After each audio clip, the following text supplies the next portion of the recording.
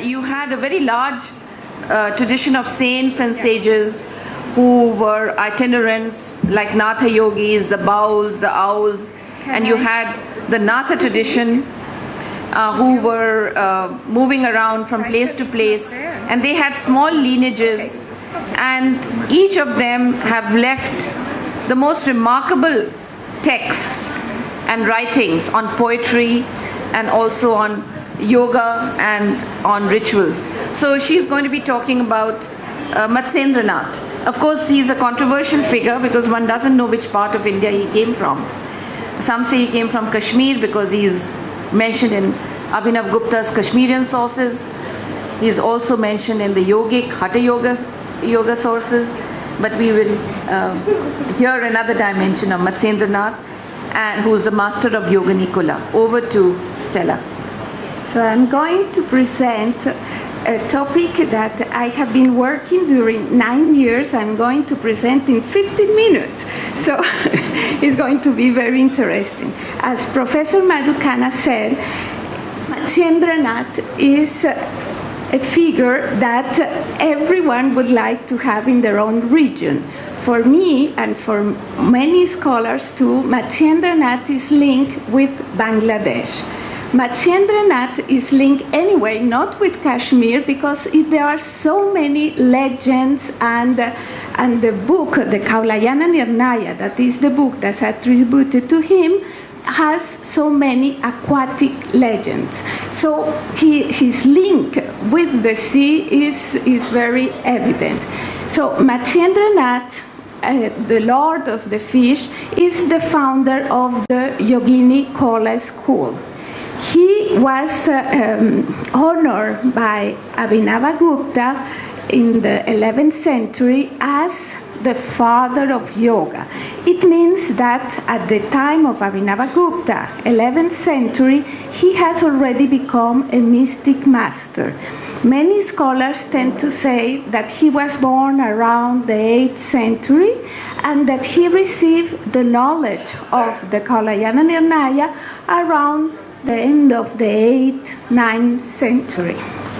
This manuscript, the Kaulajñananirnaya, is the one that is attributed to Matsyendranatha or his school, and he was found in Nepal among the large library of the king of Nepal by P.C. Bakshi at the beginning of the 20th century. Until that moment, Matsyendranatha was only a legend, but it was not real scripts attributed to him.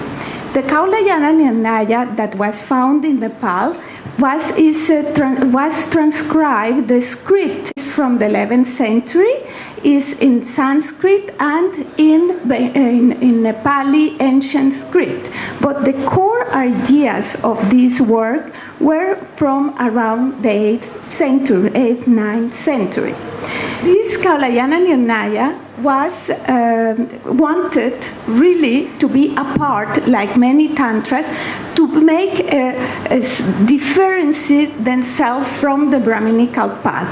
And the whole book, the whole text is really against anti-Brahminical. If you are interested in Tantra, probably you have also experienced that. Immediately is sex or bloody. Most of the Tantras were to go inwards to experience the energy inside. And you need the teacher, a teacher that will be there so that you will handle these energies. If we said that Matsyendranatha was born in Chandradipa, that now it seems to be under the water, this region was very known in the 6th century when it was a poem of Tara or Chandradipa, and this concept of the island of the moon became also the knowledge that it was receiving a transcendent state that is in the Kaulajñananirnaya. They say that Matsyendranatha received the knowledge the knowledge came through him in Chandradeepa, and that then in the text he said that he integrated that knowledge in Kamarupa, in the place of the senses. So we see that some places sometimes became like axis mundis and became mythological places.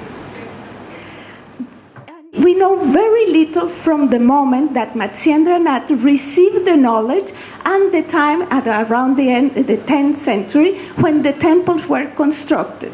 Maybe the first followers, they were just doing their practices in open sky, in the nature.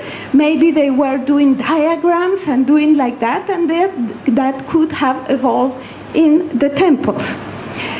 When I had been studying the Tantras and the Kaulajñana, I noticed that in ancient times, mostly scholars were Brahmins, and they were, of course, influenced, and they were those who have the knowledge, who could read Sanskrit.